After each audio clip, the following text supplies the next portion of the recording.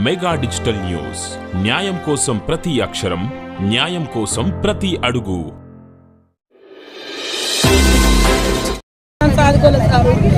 బిడ్డ పిల్లలు ఉన్నా చదువుకోలేదు, ఎందుకంటే ఆయన పోయిన వాళ్ళతో వద్దు, వాళ్ళకి బయట పిల్లలు అయితే మంచిగా చదువుకున్నాను సార్. మా బిడ్డకు లేక ఎంత కట్టిందో నాకు తెలియదు. మా అల్లుడు మా బిడ్డ తీసుకొచ్చుకుని హాస్పిటల్లో తిరుగుతుండే, ఎట్లా చెప్తే పిల్లల కోసం ఎంత పెట్టుకోవాలో తెలియదు.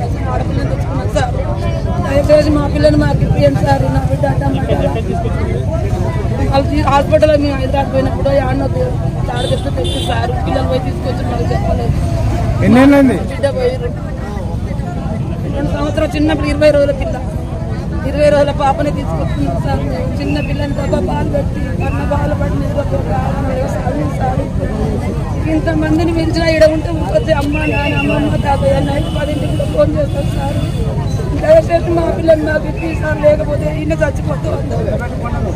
నా పొన్న తెలియదు సార్. మా బిడ్డ వాళ్ళు చచ్చిపోయి కానీ ఎంత వచ్చిందో తెలియదు. హాస్పిటల్లో తిరిగి నిండగా శ్రీకాకుళం పడి తీసుకొచ్చుకున్నాం సార్. మేము వ్యవసాయం చేసుకుంటాం. పిల్లలు కొంతమంది పిల్లలు అందరూ చంపేస్తారు సార్. మీరు ఆడపిల్లలు అట్లా కాపాడుతున్నారు సార్. మీరు చదువుకున్నారని ఇబ్బంది పెడతారు.